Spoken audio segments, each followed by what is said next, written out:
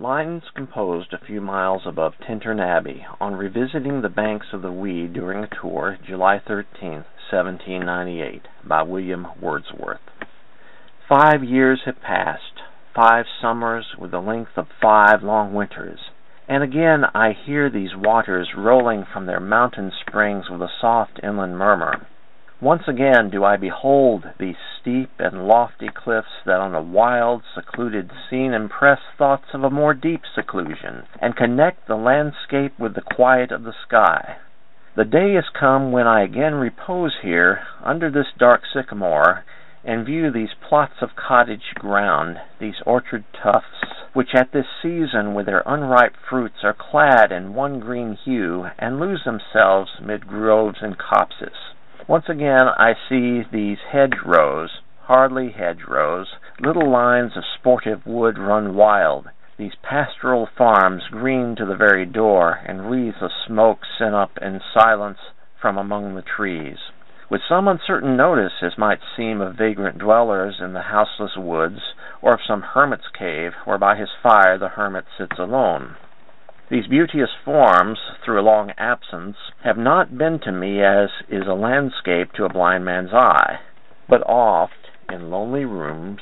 and mid the din of towns and cities, I have owed to them in hours of weariness sensations sweet, felt in the blood, and felt along the heart, and passing even into my purer mind with tranquil restoration, feelings too of unremembered pleasure, such perhaps as have no slight or trivial influence on that best portion of a good man's life, his little, nameless, unremembered acts of kindness and of love.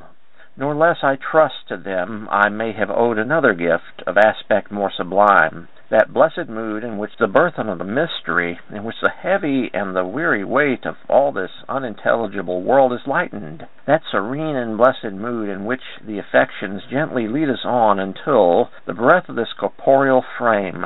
and even the motion of our human blood almost suspended, we are laid asleep in body and become a living soul, while with an eye made quiet by the power of harmony and the deep power of joy we see into the life of things. If this be but a vain belief,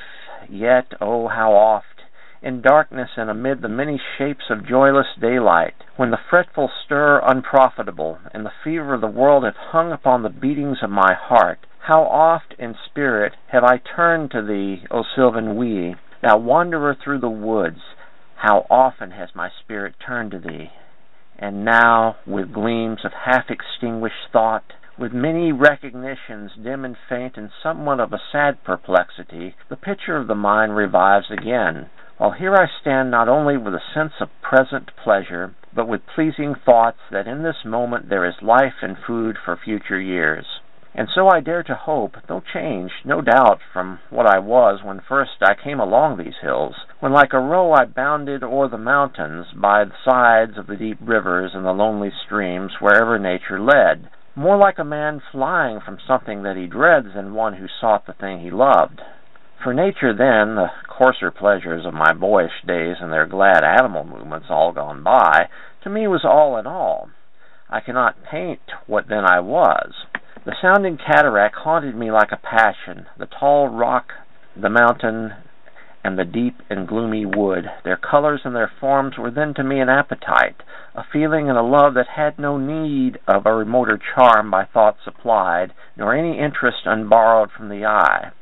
That time is past, and all its aching joys are now no more, and all its dizzy raptures. Not for this fate I nor mourn nor murmur, other gifts have followed. For such loss I would believe abundant recompense.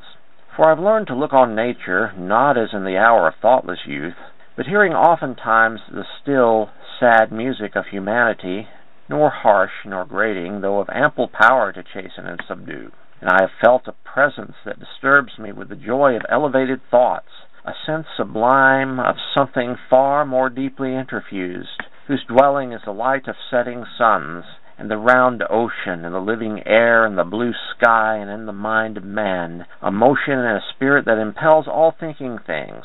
all objects of all thought, and rolls through all things. Therefore am I still a lover of the meadows and the woods and mountains, and of all that we behold from this green earth, of all the mighty world of eye and ear, both what they half create and what perceive, well pleased to recognize in nature and the language of the sense the anchor of my purest thoughts, the nurse, the guide, the guardian of my heart, and soul of all my moral being.